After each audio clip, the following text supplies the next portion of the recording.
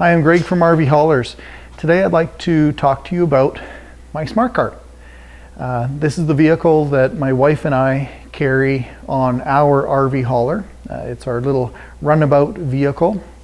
And if you've never seen a smart car before or driven one, I'd encourage you to go check one out yourself in person. Now, I'll admit, I grew up part-time on a farm. I've always I've tended to drive larger vehicles. And when I first considered driving a smart car and putting one of these on my RV hauler, I wasn't all that excited. And I fully admit that I'm a convert. If you haven't sat in one, driven one, and done research into the safety in these vehicles, you haven't formulated a very complete opinion.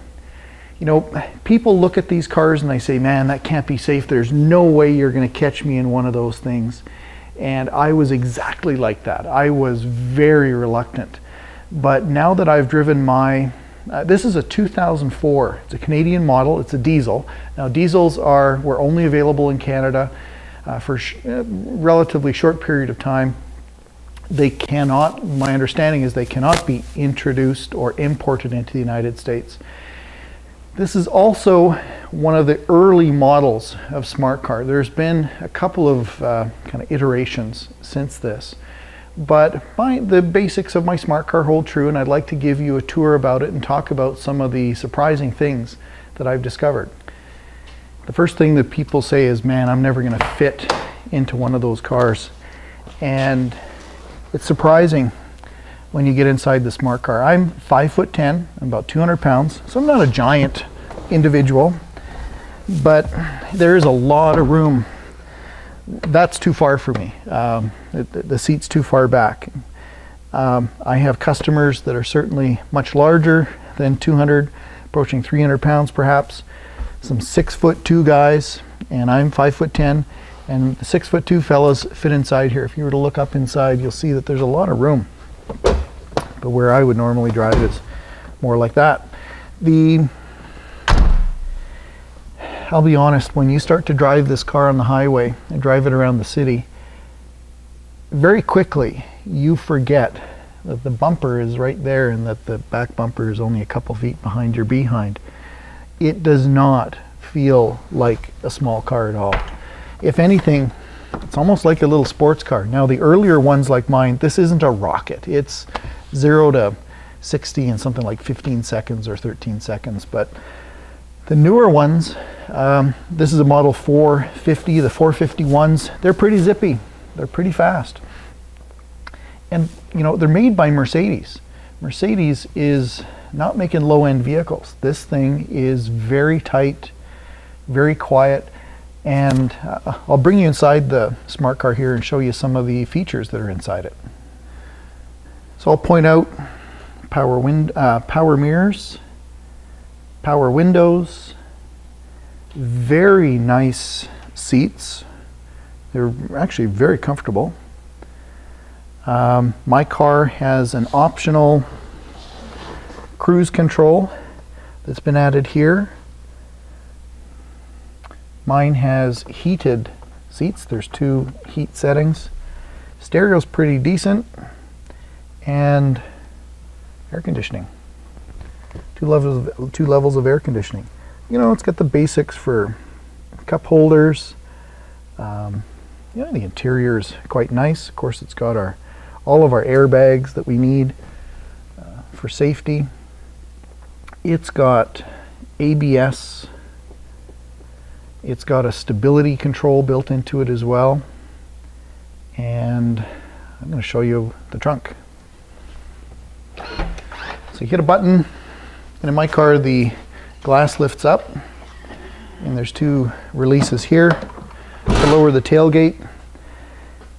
It's pretty big, really. Certainly enough for your groceries and a couple people. The passenger seat as well folds down, so if you've got some longer objects that you want to carry, I mean, hey, it's not 8 feet long, but you can't put a 2x4 in there, sheets of plywood, but a little bit of larger objects can fit in here. And of course the motor, the engine, is right underneath here. Very well insulated. There's also some covers that go back here that enclose it, so it's not visible in a parking lot. And I'm going to show you something really cool. Watch this. Yep, those are two full-sized suitcases. No problem. That's surprising to me. I saw someone else do that and I realized that's pretty big.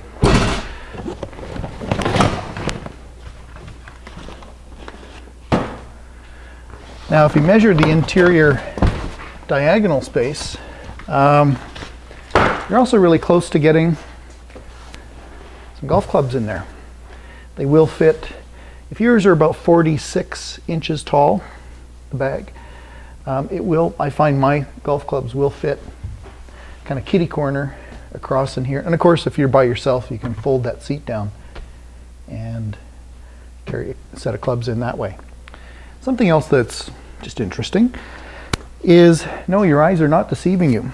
These seats are, the passenger seat is further back than the driver's seat.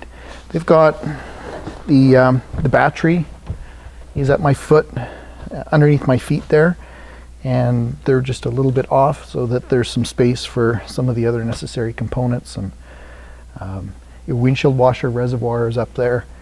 Really easy to get to. Just turn a little button and one of the panels comes off and you can fill it quite easily. But again, I have to admit, I was really reluctant about my smart car purchase, but I've been impressed. I will drive this anywhere on the highway. It boogies pretty good. The top speed in a Canadian is 138 kilometers an hour. Trust me, that's fast enough. That's up, approaching 80 miles per hour, and it'll stay there. Certainly, with these lower horsepower vehicles, you put your foot into it. You drive it like a sports car. You put your foot down and it'll rock it pretty good. It'll absolutely keep up with traffic. One of the things that I freely share with my customers is that this is a very light vehicle and it's quite susceptible to crosswinds. So when you're driving down the highway, and if you've got a really stiff crosswind, I find myself slowing down a little bit. The car does move, it tosses around a little bit. It's not unsafe. It'll follow its track, but it'll blow you over and you'll come back naturally. But when you've got a straight on wind or tailwind or a little bit more calmer, it sticks to the road just fantastic. Now there's different models of these smart cars. Mine's what's called a Passion, so it's got, like I said, the air conditioning and the heated seats and a little bit nicer interior. I've got a sunroof as well. There's the convertible model. I know JC and Angie have got that one and they love it. It's a very well built car and I would encourage you to go drive one, and I know, I have to admit, you'll be surprised. They're a pretty decent car.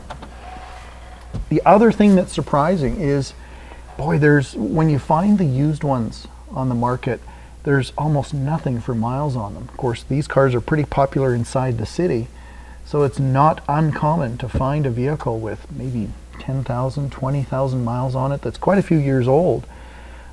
This one was literally the little old grandma's car, and it was immaculate inside, and I think this thing is going to last me forever. We're not putting huge miles on these cars. Check them out. Also, go onto YouTube, go onto the internet, and check out the safety of these vehicles. The roll cage that's been inspired by the Formula One designs, very impressive. You'll see some crash tests that, well, they're pretty spooky. Now, any vehicle you're in, if you get in an accident at 70 miles an hour, your body is going through some significant impacts, but the roll cage and the safety that's built into these cars is amazing. Check them out. I'm Greg from RV Haulers. Our website is www.rvhaulers.ca. Thanks for watching.